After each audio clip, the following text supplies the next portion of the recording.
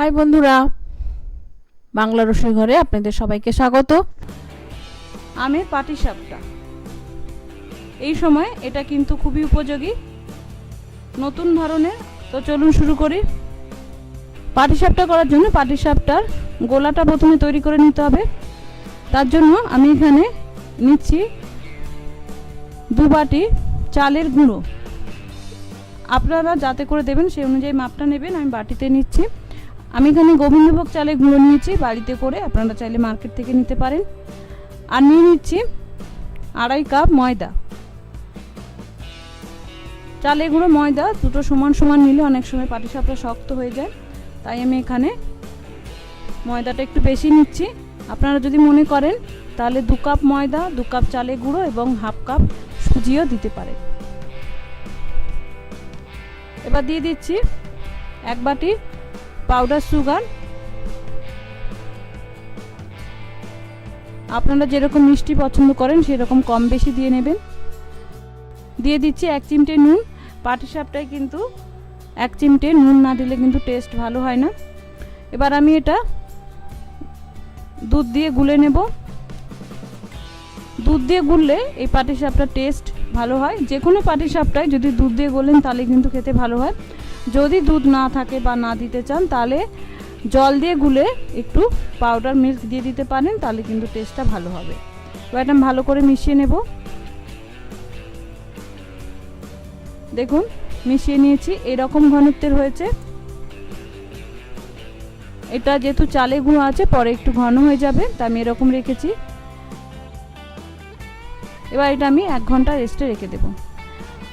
এবার এখানে আমি নিয়েছি 2টো হিমসাগর আম, এরকম ছোট ছোট করে কেটে নিয়েছি। এবার এটা আমি মিক্সিতে পেস্ট করে নেব। দেখুন মিক্সিতে পেস্ট করে নিয়েছি। আমি যে আমটা নিয়েছি তাতে কিন্তু কোনো রোঁয়া নেই। আপনারা যে আম নেবেন তাতে যদি রোঁয়া থাকে তাহলে একটু চেলে নেবেন। দেখুন গোলাটা 1 ঘন্টা পরে এরকম ঘনত্বের হয়েছে, একদম পারফেক্ট ঘনত্ব। এর থেকে বেশি পাতলা কিন্তু চলবে না, আবার বেশি ঘন যাতে না হয় দেখতে হবে।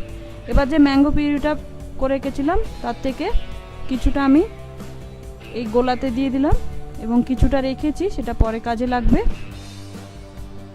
এবার এটা আমি ভালো করে গোলার সঙ্গে মিশিয়ে নেব। দেখুন সাদার উপর হলুদ, কি সুন্দর লাগছে না দেখতে। দেখুন এরকম ঘনত্বের হয়েছে, সুন্দর গন্ধ বেরোচ্ছে কিন্তু আমের। এটা আমি 10 মিনিটের জন্য রেখে দেব।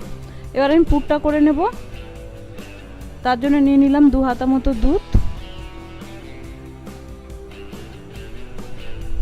এখানে আমি 150 গ্রাম খোয়া ক্ষীর গ্রেট করে রেখেছিলাম, সেটা দিয়ে দিচ্ছি। খোয়া ক্ষীরের পুর করলে কিন্তু অবশ্যই একটু দুধ দিয়ে এভাবে নরম করে নিতে হবে, নাহলে কিন্তু খোয়া ক্ষীর ডাইরেক্ট কড়াইতে কিন্তু সহজে নরম হতে চায় না। আমি এখানে খোয়া ক্ষীর ব্যবহার করছি। আপনারা যদি মনে করেন খোয়া ক্ষীর ব্যবহার করবেন না তাহলে পুর হিসেবে নারকেলও কিন্তু ব্যবহার করতে পারেন। খোয়া ক্ষীরটা আমি দুধের সঙ্গে একটু মিশিয়ে নিচ্ছি। এই সময় গ্যাসের আঁচটা কিন্তু একদম কমে রাখবেন। এবার এতে আমি দিয়ে দিচ্ছি 1 টেবিল চামচ পাউডার সুগার। খোয়া ক্ষীরে খুব বেশি মিষ্টি থাকে না, তাই পুরটা ঠিকঠাক মিষ্টি করার জন্য কিন্তু পাউডার সুগার অবশ্যই দিতে হবে। আপনারা চাইলে চিনিও দিতে পারেন, দানা চিনি। এবার আমি যে ম্যাঙ্গো পিউরিটা রেখেছিলাম বাকিটা, সেইটা এবার দিয়ে দিচ্ছি। আমি এখানে 2 টেবিল চামচ মতো ম্যাঙ্গো পিউরি ব্যবহার করেছি। আপনারা পরিমাণ কম বেশি করে নিতে পারেন, কোনো অসুবিধে নেই। এবার ম্যাঙ্গো পিউরিটা আমি ভালো করে মিশিয়ে কন্টিনিউয়াস নাড়তে থাকবো। দেখুন নাড়তে নাড়তে এরকম শুকনো হয়ে যাবে, কড়াই থেকে ছেড়ে আসবে। যখন এরকম ছেড়ে আসবে তখন বুঝবেন যে এটা রেডি। এবার এটা আমি গ্যাসটা নিভিয়ে নামিয়ে নেব। এবার আমি একটা ফ্রাইং প্যানে ঘি ব্রাশ করে নিয়েছি। ফ্রাইং প্যানটা কিন্তু গরম হয়ে গেছে। এবার দেখুন এই যে গোলাটা আমি রেডি করে রেখেছিলাম সেটা আরেকবার একটু নেড়ে নিয়ে এভাবে হাতার সাহায্যে দিয়ে দেব। দিয়ে এভাবে একটু ছড়িয়ে দেব ফ্রাইং প্যানে, যেরকম আমরা পাটিসাপটা করি নর্মাল পাটিসাপটা সেরকমভাবে। এই পাটিসাপটা ননস্টিক প্যানেই করার চেষ্টা করবেন, কারণ নর্মাল কড়াই বা চাটুতে করলে অনেক সময় একটু লেগে যাওয়ার ভয় থাকে, যেহেতু আম থাকে কাঁচা আম, তাই জন্য। এবার আমি সাইড থেকে একটু ঘি দিয়ে দেব। চাইলে আপনারা রিফাইন অয়েল ব্যবহার করতে পারেন। ঘি দিলে কি হবে যে খেতেও টেস্ট হবে, আবার সাইড থেকে সহজে ছেড়েও আসবে। দেখুন আমি মিডিয়াম আঁচে 1 মিনিট মতো রেখেছিলাম।